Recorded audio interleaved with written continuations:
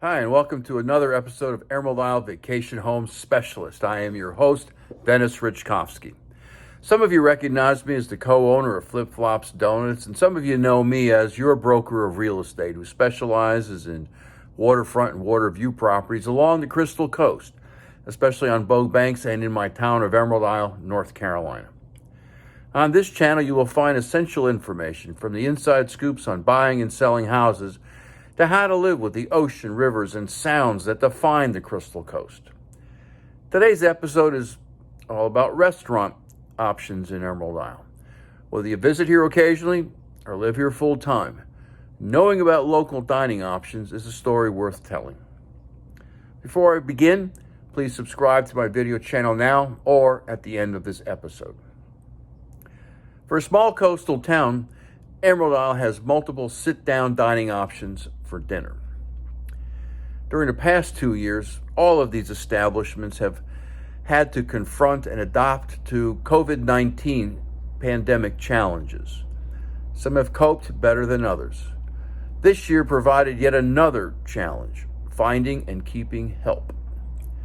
Many restaurants were forced to cut back on the hours they were open, and when they were opened, people often overwhelmed the establishments to the detriment of service and customer satisfaction. All that being said, let's take a quick tour of the many restaurants here in Emerald Isle.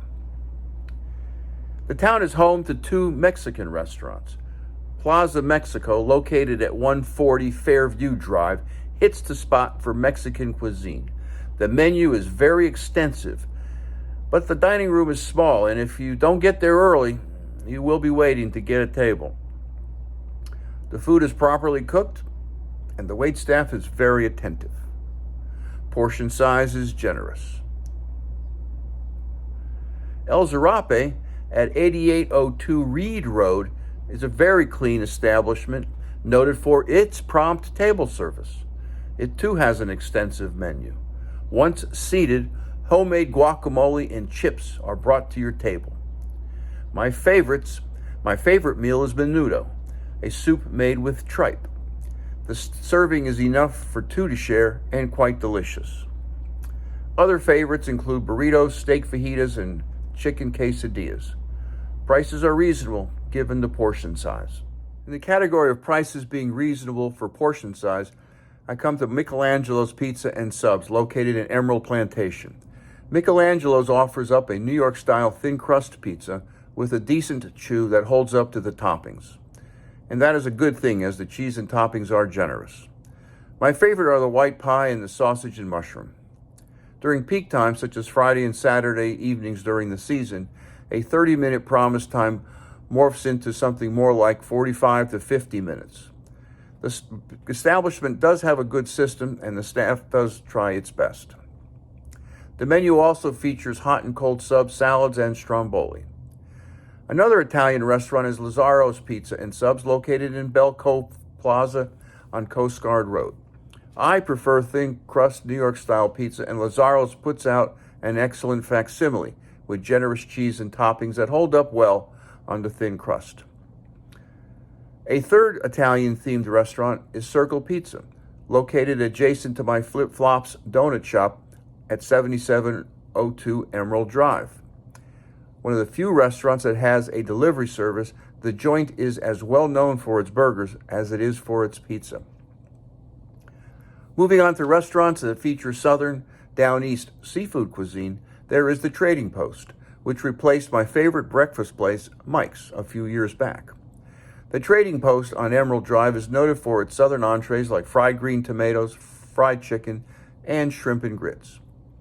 One of the few restaurants to serve breakfast. Sometimes.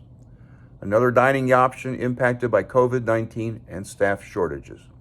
The place has an outdoor area that is great for kids and is dog-friendly. Snappers, another seafood joint, is located at the corner of Emerald Drive and Bogue Inlet Drive, and it replaced another of my favorite restaurants a few years back called Jordan's. The decor hasn't changed much, but the restaurant no longer serves the whole fried flounder nor the pound of peel and eat shrimp my family enjoyed when Donald ran the place. In response to COVID-19, the restaurant eliminated the parking area out front and replaced it with sand, tables, and umbrellas for some innovative outdoor seating. Parking is in the back now. I've enjoyed the flounder fillet, the seafood nachos, and the swordfish. Gaffer's is the latest seafood-themed restaurant here in Emerald Isle. Relocated from Ocracoke, it replaced another restaurant I frequented, Jackie's American Grill, also in Bell Cove Plaza off Coast Guard Road. Unlike Jackie's, Gaffer's is primarily a seafood restaurant noted for its fish tacos, salmon, and tuna. The Fish Hut Grill, located on Mangrove Road in the K&V Plaza, replaced my favorite breakfast spot, the Emerald Grill, a couple of years ago. At the Fish Hut Grill, you go in and order your food, you find a table, indoors or out, and a server delivers your meal. While you wait, you grab some drinks. When you're ready to leave, you go up to the pay station and let them know what you've had for drinks. They have a ticket with your food. Yellowfin tuna, grouper, and flounder are 3 reasons this establishment is often packed when it is open. Drive south on Bogue Inlet Road and you run into Surf's Up Bar and Grill. Located at the Bogue Inlet Pier, this building has housed multiple restaurants over the years, most of which were rather mediocre at best. Here you'll wait, but hey, you can hear, see, and smell the ocean, only a few hundred feet away. The staff who were working were pleasant and polite and on top of things. I've had the grouper basket with tater tots and the shrimp basket with fries. My main complaint is having to eat with plastic flatware and eat off plastic plates. Something about the septic, I'm told. Family-owned Rucker John's opened in Emerald Isle in 1988 and has been serving up delicious food since. The restaurant is located in the back of the Emerald Plantation Shopping Center, and the diverse menu has everything from flatbreads to burgers to seafood dishes. They are noted for their tuna and shrimp and grits. Their side salad comes highly recommended and includes bacon and a croissant drizzled with honey. Wahoo often is the catch of the day.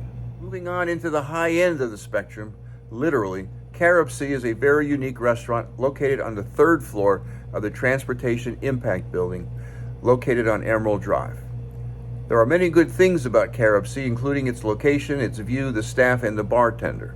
The atmosphere is laid back and casual and conducive to dinner conversation. Sit in the Torpedo Lounge on the rooftop and listen to live music while you eat. Fish of the day often is mahi-mahi.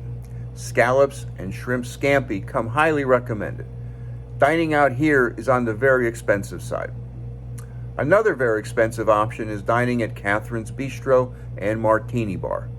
Let me just preface this by saying this is my favorite restaurant in Emerald Isle. The bartenders are expedient and knowledgeable. The waitstaff are prompt and attentive. I always insist on having Michael for my server. And the food, OMG, the food. Let me recommend the medium rare steak with the amazing demi-glaze or the soft shell crabs.